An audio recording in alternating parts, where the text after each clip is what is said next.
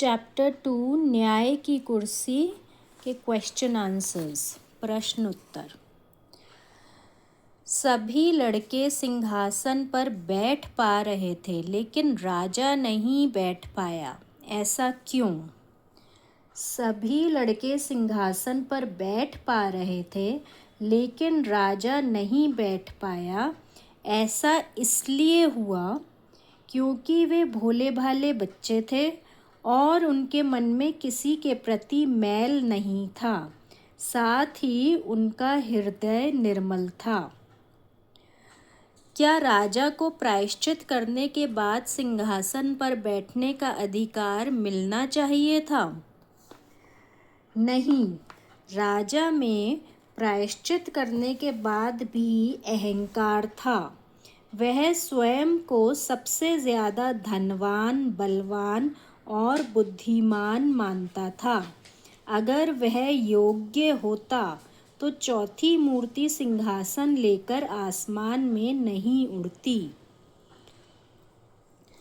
दोनों किसानों ने अपने झगड़े के निपटारे के लिए राजा के दरबार में जाने के बजाय लड़के के पास जाने का फैसला क्यों किया?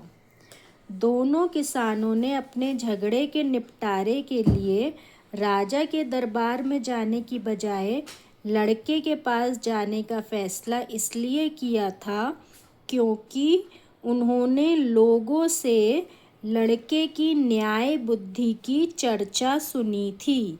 क्योंकि उन्होंने लोगों से लड़के की न्याय बुद्धि की चर्चा सुनी थी। चौथी मूर्ति सिंहासन के साथ आकाश में क्यों उड़ गई? चौथी मूर्ति सिंहासन के साथ आकाश में इसलिए उड़ गई थी क्योंकि राजा के भीतर प्रायश्चित करने के बाद भी अहंकार था कि उससे ज़्यादा धनवान, बलवान और बुद्धिमान कोई नहीं है। इस कहानी का एक नया शीर्षक दीजिए और बताइए कि आपने यह शीर्षक क्यों चुना।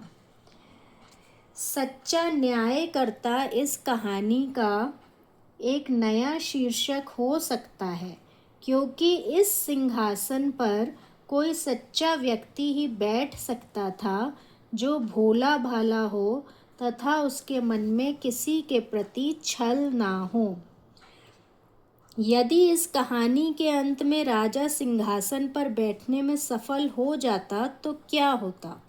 यदि राजा सिंहासन पर बैठने में सफल हो जाता तो राजा झूठ नहीं बोलता, चोरी नहीं करता, भोला भाला होता और कभी अहंकार नहीं करता। अगर राजा झूठ बोलकर सिंहासन पर बैठता तो सिंहासन का महत्व कम हो जाता।